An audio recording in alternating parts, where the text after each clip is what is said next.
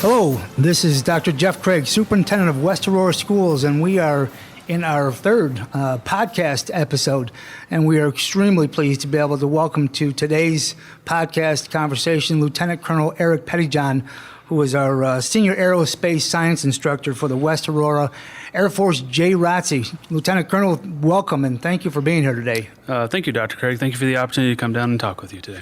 Well, this is, I think you have a unique story and certainly a lot to brag about, and we're going to get to all that.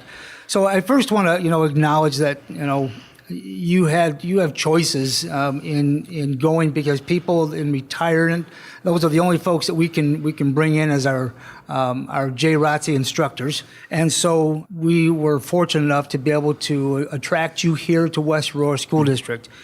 And you started this back in 2014. It's just on the advent of my arrival and of our new administration's arrival.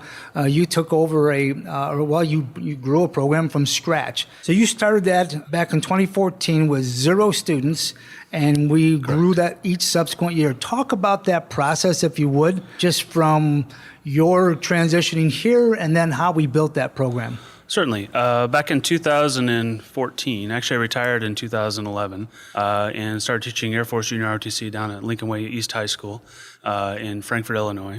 And then the opportunity came along after I'd been there about 3 years. The Air Force had decided to open up a unit here at West Aurora High School. And I jumped at the chance. I was looking forward to coming back to this area, to be near to family, and also a unique opportunity with a large school and a really diverse population. I was really looking forward to that. So I remember when I came in here and talked to Dr. Hiscock, was the principal. Sure. And I talked to him, and the unit, we kind of got the word in about a January, February timeframe the unit was opening up. And so we went through the hiring process, and I was brought aboard in June. And I can remember distinctly sitting in a classroom at West Aurora High School. It's dead quiet because it's the summer and everybody's gone, and it's just me and a laptop. And that was the whole junior ROTC program. And just sitting there going, wow, this is going to be very interesting to see how this goes. It was just a very kind of a humbling beginning. You're like, well, I really don't know how this is going to go. One of the challenges we faced is that all the freshmen who could have come into the class or into ROTC had already selected their other classes. And so, because we usually do that the winter prior to those classes. Correct. And so it was a very interesting time to we didn't have uniforms, we didn't have equipment, office, anything like that. I just had a borrowed laptop and myself and Dr. Hiscock and Deb Quinn, and we're like, okay, let's make this happen. And so over the course of the last almost 4 years now, the first year we had 72 cadets in the program. And so we had to be very aggressive about reaching out and kind of bringing people in. And the next year we had around 120. Then last year we were around 160, 170. Right now we're right at that point as well. We were actually capped by the Air Force at 180 cadets when we have 2 instructors, which is what we have now. And so we're bumping against that cap, and we're comfortably sitting there and growing the unit. So I'm really happy how far it's come this last 4 years. Yeah, and I just, certainly compliments to you and to your team. I know that we're maxed out right now just because of the number of instructors per students. And, it was an interesting process to start up, because you've heard of JROTC programs, and when it was just prior to my getting hired, that there had been conversations and very preliminary communications between the command down in Alabama, and that gentleman was retiring, so it was like, make this decision, then he was going to be gone forever. And so I was 5.5 hours away, and I remember all these phone calls in a flurry, and then all of a sudden it was decided, let's do this. We found you down in Lincoln Way, and we're able to bring you here to start this unit up. And then it was like, okay, how do we get kids in this program? And then we started to grow that. And I think each subsequent year, we planted our feet a little more firmly on the ground. And, we're going to ask for more accolades, but the last year or so has just been a whirlwind in terms of accomplishments by the unit. Can you talk about some of those? And I want to tell the folks too, is we want to talk about the program, then I want to talk about your educational process, then some of your military experiences, and then we're going to double back with our unit experiences. But just give a highlight film, if you would, of last year or so. So for the last year, the program has been sort of rapidly growing. And one of the teaching tools we have in Air Force JROTC, one of the big tools we have was we started a drill team. And a drill team is a competitive team. You execute drill movements in accordance with regulations, and they have drill competitions, and you'll go to the competitions where you compete against other high schools. There are judges that will grade the movements, how precise they are, how in accordance with regulations they are. So there's scores, there's placements, there's trophies, and it's really a competitive thing. And so it's very competitive activity. And actually, if you look across all the military branches, you'll find that because the Navy, Marines, and Army all have junior ROTC as well. The junior ROTC, which is at the high school level, they're actually driving the quality of drill overall up. It's at points now where the junior ROTC, the drill there is better than that on active duty. And so it's really getting the attention of the guys. That's a big statement. It really is, and I'll throw it down as a challenge as well. But it really drives that, it pushes the active duty guys to really up their game as well, which I'm happy to see. And so along with the kind of the unit growing is my intention when I started the unit was I'm going to have a drill team. I want a drill team that competes nationally. So I want to set the high standard. I want to demand excellence from the kids, and let's see how far and how high they rise. So check and check. Yeah, and so I threw down the gauntlet the first year. I want a nationally competitive drill team, and the kids have just responded tremendously to the challenge. And so over the years, we started out from the very beginning, like I kind of mentioned before, not having really any uniforms. We were in our gray Air Force shirts, and here we are 4 years later. Last year was our first trip down to actually Joint Service Nationals, where we competed there, and also at Air Force Nationals, we competed there as well last year. And we were fortunate last year at Air Force Nationals, the teams, we really have we have one big drill team, we consider them one team, but they compete in two different categories, an armed category and an unarmed category. And we were pulling trophies in the top 5 in pretty much every single event. We actually had our color guard, our unarmed color guard, just did outstanding. Last year they were first in Air Force Junior ROTC out of all the units. There's around 850 Air Force Junior ROTC units. That's just impressive. Number one color guard, the girls they've been training just 3 years basically, which most teams are composed of fourth year cadets, which are seniors.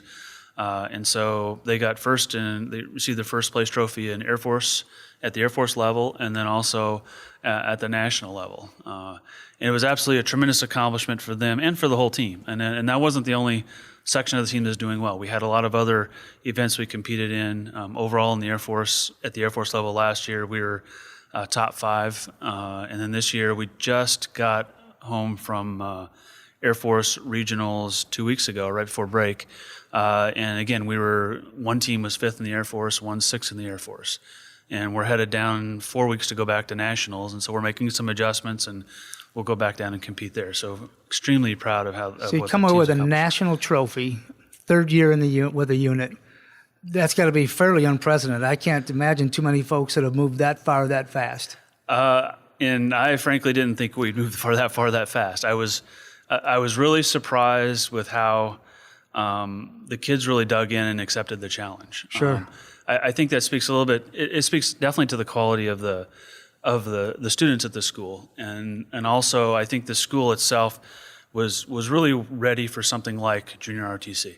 And so when we got there and set the unit up, the biggest challenge we face usually is getting the word out on what the program is and what the program has to offer. But once people see that, and then once they get to know a cadet in a unit, and it'll grow itself because it offers so many opportunities. And that's really what happened with the drill team. People got into the drill team and were like, "Wow, this is pretty cool." And they like the competition, and they like the discipline that comes with it, attention to detail, and we had many cadets on the team just grab that challenge and run with it. I think that's one of the great things about West High is we have just a plethora of offerings that our kids can find a niche, a way to be successful in a variety of ways. It doesn't, you don't have to be this star athlete or this brilliant academician, but you can fit into some opportunity in our school. And I think JROTC not only is one of those, you don't think of it as a club or an activity, but it certainly is a way to express your leadership, to be able to find success in a different role that is not necessarily mainstream that every kid thinks about. And it's very interesting too because ROTC, I always say it's a very unique program. It's something like, if you haven't been exposed to it, you're really not quite sure what it is. But it's not really a sport. It's not really a club. It's sort of in between. And one of the biggest things it offers is it offers students a chance to practice their leadership and develop their leadership skills. You bet. And so you don't have to be the fastest, the biggest, the strongest, or anything like that. Really, effort and attitude are to get you about 90% of the way in Air Force Junior ROTC. And so you put in the effort, you have a good attitude about it. We'll give you the training, we'll give you all the support you need. But if you come in with those two things, you can do very well in the program. And it really is kind of a unique thing where you get to lead your peers. And the ultimate result, and kind of what the headquarters of the Air Force aims for, is a unit that kind of runs itself. It's run by the cadets. So you have a cadet corps, they have ranks, they have positions. They determine the activities that the corps engages in. They determine how they go about accomplishing them. They organize them. They set them up. The instructors are there. Ideally, they're there to kind of guide and mentor. And so you feel like you've really arrived when you can get to a unit where the cadets have real ownership of the program, and you see them taking the lead in setting up those activities. And we can slowly see that here in the unit. Because sometimes the cadets will look at you like, am I allowed to do this? I'm like, well, yes, you are. So Great life skills. And so it is absolutely tremendous. And so, and also a lot of the cadets will like it because it's different than any other class they go to during the day. Very active, very different than a lot of the other classes they go in. And so they kind of enjoy that break in the routine as well. Absolutely. So we talked a little bit about the students. We talked a little bit about the program. So I'm going to put a little pressure and a little spotlight on you. I want to talk about some of your experiences as the leader of this unit, at least the lead guide of this unit, for lack of better terms. But certainly your leadership helped bring this to life and has helped it grow each year and provide guidance for our students. So I want to talk a little bit about your education that helped allow you to have some choices. Talk about your transition into military service, some of those assignments, and some of those experiences that have helped build your leadership capacity so that you could help other students achieve some of theirs. So if you want to talk a little bit about your educational background and what influenced you choosing that path. Sure. I think, well, to begin with, my undergraduate degree is I have a Bachelor of Science in Aeronautical and Astronautical Engineering from the University of Illinois down in Champaign-Urbana. So that was kind of my first degree, and I'll kind of go through this in a minute, but you'll see that I tend to collect degrees. It's a very, I don't know, I like to learn. I like the process of learning. So a little background is my grandfather was an aviator in World War II. He flew P-38s in the Pacific. And so that kind of interest or love of aviation carried over to my father, and he joined the Air Force right out of college in the Vietnam era, and he was a pilot as well, flew in the Vietnam War and spent over 20 years in the service. And so I grew up as a military brat, an Air Force brat, and I consider myself really fortunate because all I've ever wanted to do was fly airplanes. So I knew from the age of about 5 that that's what I wanted to do. So there wasn't any doubt in my mind wanted to do what I wanted to do. Achieving a lifelong dream. It really was. And so, and I watch a lot of especially the cadets today, they're like, I don't know what I do, I don't know what I want to do.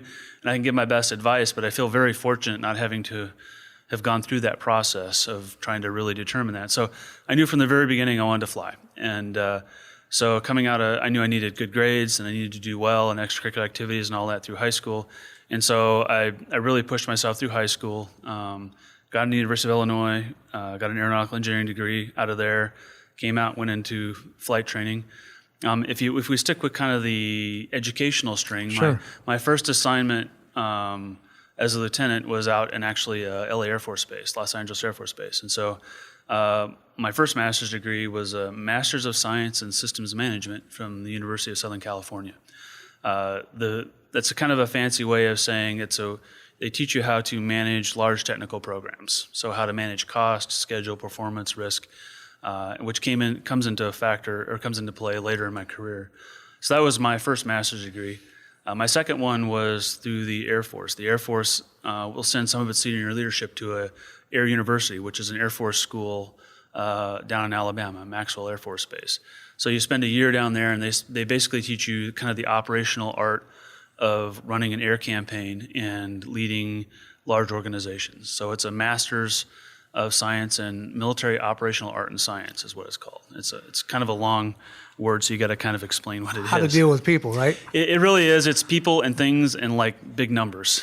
So that was really the second one, my second master's degree. My third, well, I got just a couple of years ago when I retired from the Air Force. I had the GI Bill, and as part of kind of my family being involved with the military quite a while, or pretty much all my life, I've had a lifelong interest in military history. And so I actually went to American Public University System, or American AMU it's called, and got a master's degree in military history. Oh. So that was the third one, but wait, there's more. My last one I actually ended up finishing up in December. I got an MBA program from Aurora University. So kind of round things out a little bit, go back and touch on some of my business interests. And so that actually was my last degree. I don't know if that's the last one I have so far. I don't know if it's my last one. But people kind of look at me funny when they're like, is that all you do is go to school? I'm like, well, I just love it. It's like learning, and I'm constantly learning, constantly find new things that I'm interested in. So I kind of like to kick over all the rocks and read all the books I can. Take it all the opportunity, right? Absolutely. That's absolutely. awesome. And I think that's a great message to some of our students out there, and even some of our parents out there, that it's, one degree or one opportunity may not be enough, but it's never too late. You never stop learning, and I'm not suggesting that you're old, but certainly the non-traditional school attending years. That's a strange way of saying that. You think about going to the traditional way of your high school, your post-secondary, and then maybe your advanced degrees. And you love learning and love being full and well-rounded. So why not? And you had the opportunity, so why not take advantage of it? And absolutely, I enjoy it, and that's one of the things I try to preach to my cadets too is be curious, like an intellectual curiosity. Keep learning, a growth mindset. If you see something, you're like, hey, what is that? Well, go find out. Do a little investigation. I mean, everything's available to you on the internet. You got to be careful with your sources, but everything's available there for you. Go pick it up and learn it. Use the tool. Sure. So let me dial a little bit more on your Air Force experience. Sure.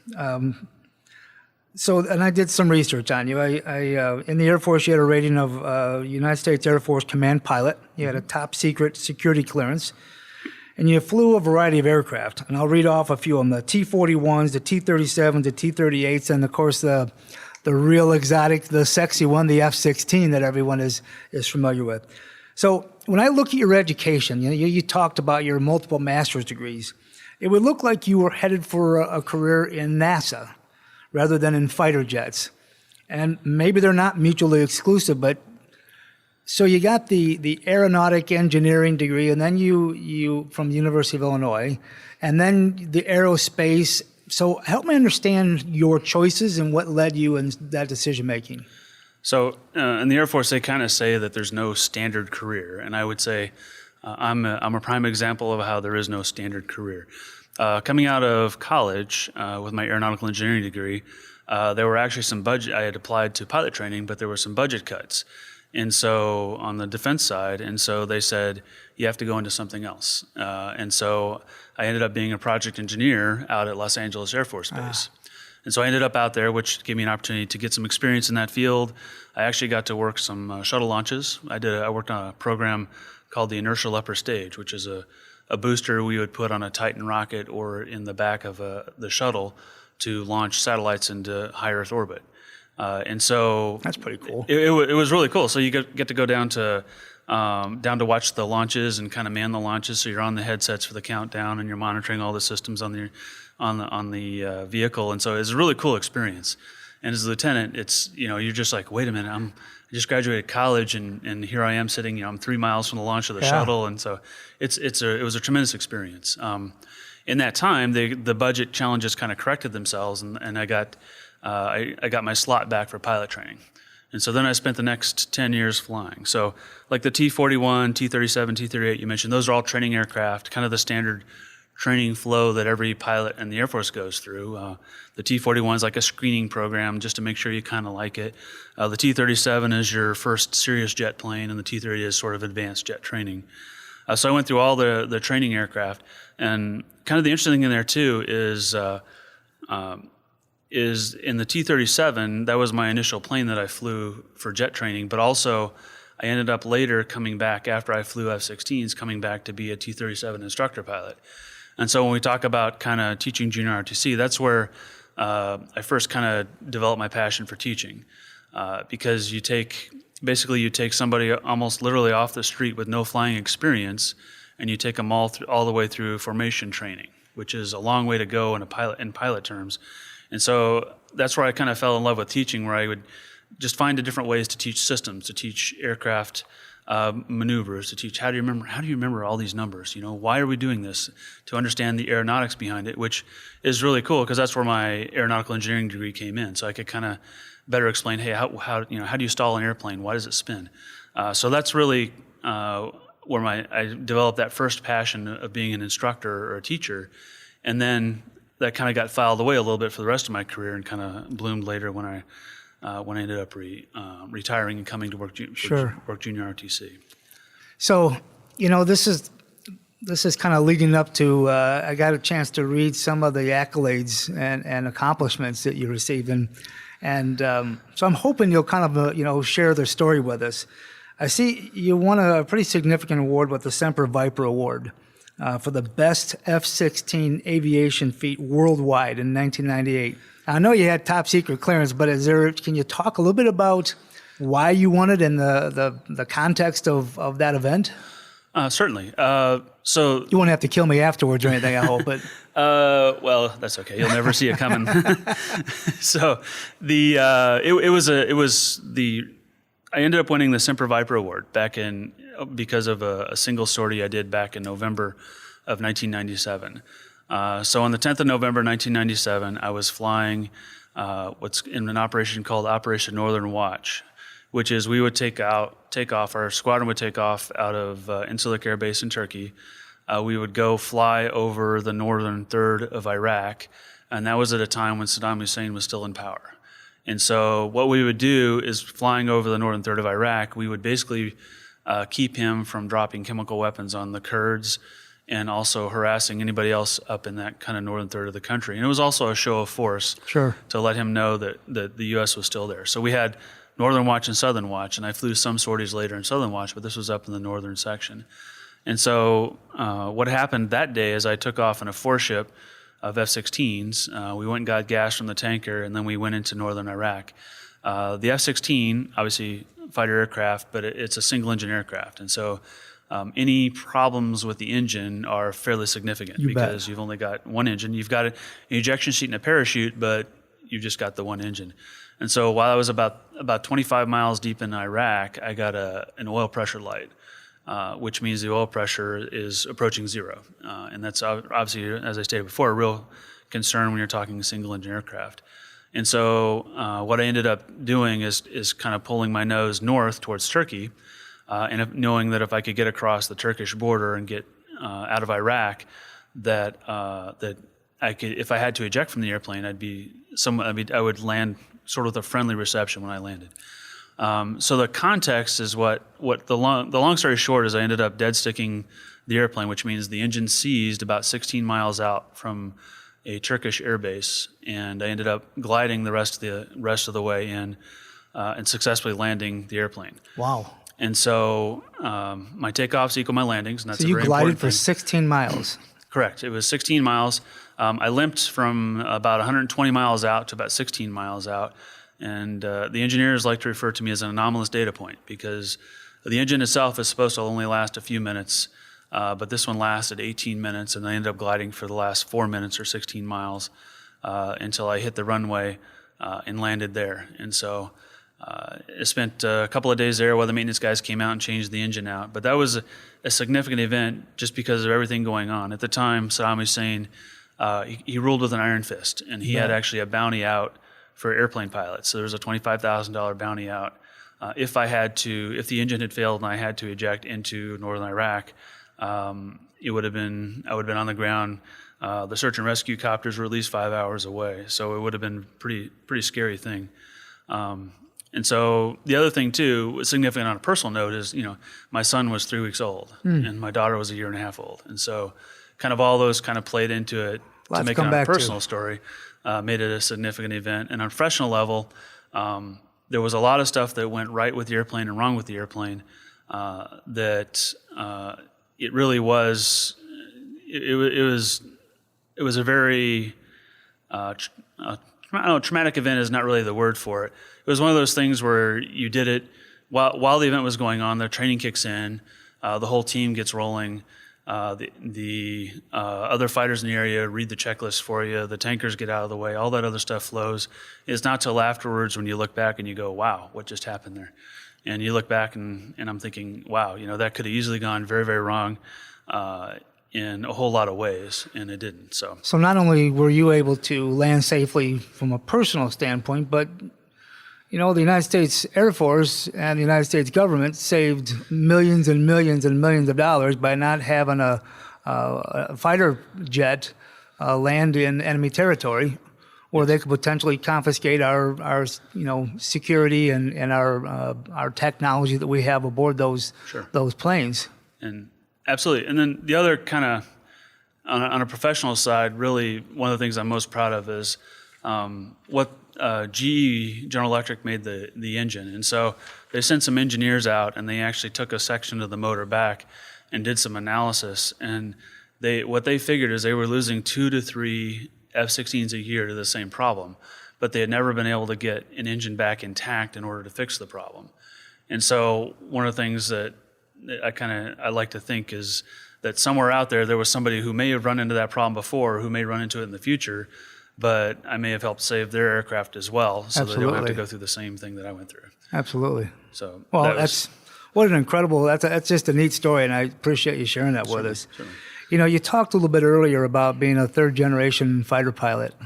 It's obviously just by hearing your voice and watching you talk about, very proud to be in that context. And you talked about being a military brat and moved from base to base, not only as a child but also as an Air Force professional. How did those experiences influence who you are, and then how you go about your personal and professional life? I would say it's kind of interesting because as an Air Force brat, I moved around quite a bit. And that just was sort of a natural continuation when I went into the Air Force and myself and moved around. And I would say it gives you a very interesting perspective on the world. You go and you live in a foreign country for a couple of years. It's not just a visit and you leave. It's you go there, you get to know some of the locals, you kind of absorb the culture, and it gives you kind of an appreciation of things from other points of view. And also you get to go do all kinds of interesting things. You see sort of, like I can remember when I was stationed in Germany, I was driving to work and I drove through a town that had a sign up and they were celebrating the town, the little village of about, 40 or 50 houses was celebrating its 800th anniversary. Oh, wow. And so you just look at that and you're like, holy cow, just sort of in the U.S. is 200 and change or so, and you're like, holy cow. It just kind of gives you this sense of perspective on how other parts of the world view things. You deploy to, and it's like Turkey and Saudi Arabia, very different cultures, very different perspective on things, very different approach to life.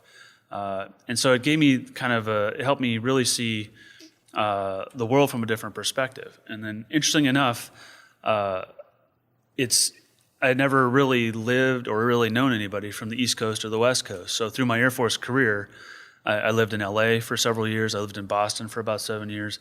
And so I lived in the South, Mississippi and Louisiana, Alabama. And so it really is almost like all corners of the U.S. where I'm kind of like, well, from Illinois, but L.A., Boston, and the South. And so it really gave me a perspective also on just the U.S., how different the personalities are, the cultures, the approach to life. And so, I mean, I like it. It's just a fascinating thing to be able to go out and kind of see all the world. And then it also gave me, not just to see it, but also it gave me an interest in what happens in a lot of those other parts of the world. So I'm a real big fan of keeping up on national security matters, what's going on in, say, Syria or Iraq or Iran, Afghanistan. I get a lot of questions from the cadets a lot of times about, hey, what's going on here? Sure. And what's going on here? And so it's just one of my passions to keep up on that because I can say, I've been there or I've flown over this. And so that interest for those things and traveling there has given me kind of a continued lifelong interest in what's going on in those places. Plus, with your passion for military history, that fed into that as well. It definitely ties together, definitely. So you certainly got to experience people and cultures that were much different than who you saw in the mirror every morning. Absolutely. Which is a game changer for folks. Absolutely. Very, very interesting and very eye-opening too. So I want to double back a little bit. We talked about some of those big highlights for the unit itself in terms of national champions. What's been some of the other accomplishments that the unit's achieved, maybe not at the national level, but some of our local? I know a lot of it is about how we give back to our community and how we compete and interact with a lot of the units around here. Talk a bit about that if you would. Certainly. I would say one of the other big things we do is the mission of the Air Force JROTC is to build citizens of character. Part of that is obviously the leadership role that we teach the cadets, but another part is through various service or community service activities. I can tell you last year we did a little over 2,000 hours of community service from our cadets, Wow. which is a tremendous number. This year we're well over 1,000 hours of community service. And we're still kind of, we've been here only about 4 years now, and so we're still kind of establishing what community service activities kind of fit with the core. But for example, we do Northern Illinois Food Bank is one. Feed My Starving Children has become quite a popular one. We just got back 2 weeks ago. We sent 90 kids up to Feed My Starving Children. So Sergeant Hellinger and myself and 88 cadets went up there, and we were packing food in that. And so It's a great experience. Oh, absolutely. And the kids come back and they're just buzzing about it. And so that's part of that perspective too, because they talk about at this particular charity, what I really liked is they talk about, well, we're putting food together for people from Ghana and Haiti and from Burkina Faso. And so you get back to the classroom and you talk not only about the community service activities, but like, where is this country? Why are we sending this food here? I mean, what kind of challenges do they face? And kind of gives them, again, that sort of emphasize to the cadets sort of their place in the world. Where do they fit in the world? To see beyond Aurora. Oh, absolutely. And a lot of the kids, I mean, in high school, teens in general are fairly self-centered, and they're just kind of getting to that age where they're like, hey, wait a minute, there's something besides myself that exists. And so I like to be one of those people that helps them do that. And so we kind of try to push their vision out a little beyond just themselves or what's going on the next class or the next hour. And like, let's look at what's happening in Haiti and what's happening over here in Djibouti or Ghana or wherever they're making the food for. And so you get to serve, but you also kind of have that educational piece to it as well. The JROTC program is probably not for everybody. You talked a little bit about some of the rigors and some of the expectations that you have of the cadets. The other requirement is that if I still remember correctly, they have to wear the uniform at least once a week. And that, especially at high school, that makes them stand out a little bit, and they don't get to blend in with their friends and buddies. But it's, I think it's once they know that that's a source of pride and not, oh my gosh, I gotta wear this, and are people going to talk about me? Yeah, you're going to talk about me, but I'm in a leadership, I'm in a character building. I do all of these things. I'm able to do these things as a result of. Sure. And the Air Force, the requirements of the Air Force is, as a cadet, you have to wear the uniform one time per week. It's a very important teaching tool for us. It teaches you responsibility, attention to detail, discipline. You have to remember, it's a graded event as well, so you have to remember, hey, I got to get all my rank in a certain spot, my ribbons in a certain spot. There's uniform inspections, and so it's a very important teaching tool and also a learning event. For instance, how many students this age have really ironed a shirt before? Yeah. Or tied a tie? There's a lot of guys that have to go on Google or on YouTube to figure out how to tie a tie or shine shoes, and so those are some of the kind of the life skills that kind of come with wearing the uniform. And every student reacts a little bit differently to it. Some people take to the uniform like, hey, this is I just love it, I'm so proud. Some people are very reluctant to wear it. And that's one of the challenges we faced starting a new unit, is nobody really had worn the uniform before. And so they're kind of like, well, what's going to happen when I wear this uniform into class? And so it's, the unit is doing well when the students, they want to wear the uniform. They're like, no, I want to wear it. And so, and they start to take real pride in it. And you can see that shift in the people. And it turns out that after a while, the older students are encouraging the younger students to wear the uniform. In other words, it's not the instructor saying you have to wear it. It's the students who take ownership of the program saying, no, wear it. The other teachers, and I harped on this with the kids a lot, is the other teachers, other people really appreciate that when you wear it. And so you're really looked upon favorably, and wear it with pride. And I think the program has transcended just the high school building itself, where our community has developed a lot of pride in the unit. And as the mayor just talked about in the State of the City address last week, the color guard was able to come out and present the colors. It was a very proud moment to be able to talk about their accomplishments, but on a big stage to be able to say this is representative of the city of Aurora, the second largest city in the state of Illinois. And then you hear from a variety of other community groups around the state that are asking for our membership of our unit to represent in various events. And I think that's just a source of pride that we're being asked to participate because we've reached a certain level of engagement in our community. And I agree. And that's something that junior ROTC in general tries to do. You're definitely part of the community. The cadets and the students come from the community. And I like to say, too, that I can only work with the cadets I get. So it speaks to the quality of the cadets and that as well. And so we go out in the community. And again, citizens of character. You're a citizen in your community. So you want to be out in your community. We do color guard is one of the high visibility things we do, along with the community service. And we've done color guard events for the highway naming ceremony for Chris Patterson a couple years ago. We've done them for a couple for the mayor. There's a couple of business groups around town. There's dedications that we've done, and so we've actually went up the Kane County Cougars one time, right. A couple of times. That was a lot of fun. And so you get out into the community, and then also through the community service activities as well that I talked about. And word gets around, and the cadets, they get a big thrill too out of it when they go out into the community and people say thank you. And it's kind of a sometimes it's an eye-opening moment for them when they realize that, wow, there's people that actually notice us, and we actually impact people's lives. And you represent more than yourself. And that's exactly right. And then also, when you go back to talking about circle back to the uniform for a second, that's one of the things when I talk to them is like when you put the uniform on, you're joining a whole bunch of people back 200 years ago who've been wearing that uniform, or for the Air Force specifically back to 1947. And so you're part of a unit or part of something greater than just yourself. Absolutely. So you hit a poignant piece where you talked about the origins not only of the Air Force but of our JROTC, where we were 4 years ago. And current day, we're roughly 183 cadets, plus or minus. We have you as senior instructor and Sergeant Helliger.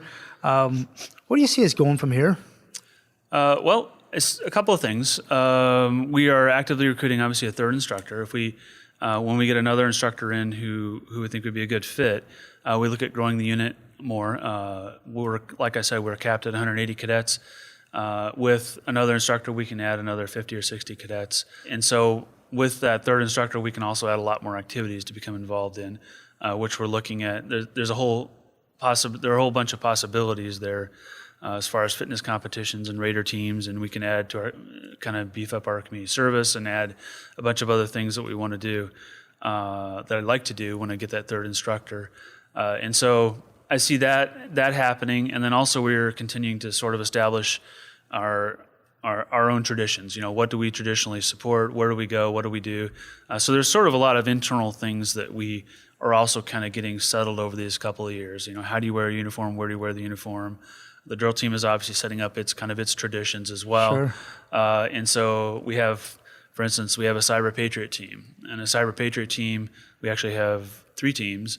And it's an online cyber defense network activity or competition against other schools. And so we're just getting that team really up and running. This year we had 3 teams, 3 different teams enter the competitions. We were first in our division in the state of Illinois for one of the teams was, and we went up and competed at nationals. And that's another example of things that are just kind of getting off the ground. We're just getting established.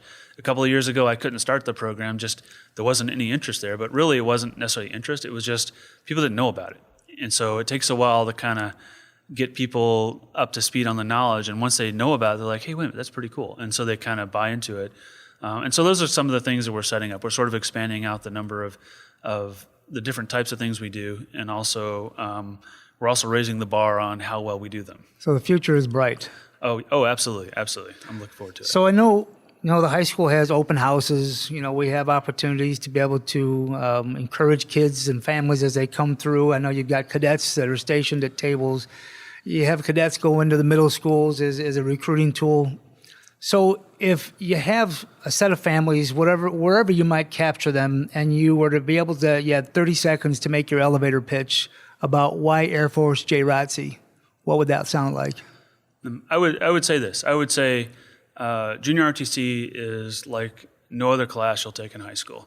It's very unique. We will build your leadership skills. We will give you opportunities to practice those. We'll build your life skills. And oh, by the way, we'll make you really stand out. And junior ROTC itself carries a great reputation when you're going out to apply for a job, when you're going out to apply for colleges, when you're just going out into the world. You're like, oh yeah, I did this, and by the way, I'm in junior ROTC. Some of the jobs you get in junior ROTC are, you're planning and running events, and we tell kids, put those on your resumes. I issued the uniforms for 180 cadets, and I tracked them in a database. Who else can say that? That's a tremendous competitive advantage the kids have when they go out to apply for jobs or colleges or whatever it is. And so you learn not only that, but you also form really tight friendships, because over time, a lot of the friends end up being in ROTC. They develop some really close lifelong friendships. And so I find that very rewarding too. So all that kind of comes together, and I think our junior ROTC is a very unique opportunity, and I can't see why you wouldn't do it. I wished I had it at my school when I was in high school. Lieutenant Colonel Erik Pettyjohn, thank you very, very much. We're honored to have you in West Aurora School District, and thank you so much for joining us today. Incredible story. You've taken our unit to new heights, developed tons of character and leadership in our student body, and we're proud to have you a part of what we can offer here in District 129. So thank you very much. Oh, you're welcome. Thank you very much, Dr. Erik. I appreciate it. What a great conversation. Thank you. I just want to remind people that you can find us wherever you get your podcasts, including iTunes, Stitcher, SoundCloud, and the TuneIn Radio app. And would certainly encourage folks as you listen. This is our third one. If you remember, Assistant Principal Ron Murphy, our school board president, Mr. Bob Gonzalez, and now Lieutenant Colonel Pettyjohn. I would encourage you to subscribe to our broadcast, and please, if you would, give us some feedback. There's an opportunity to tell us how we're doing, what you like, what you don't like, so that we can improve our broadcast and our conversations each time. So thank you again, and I appreciate your time for listening today.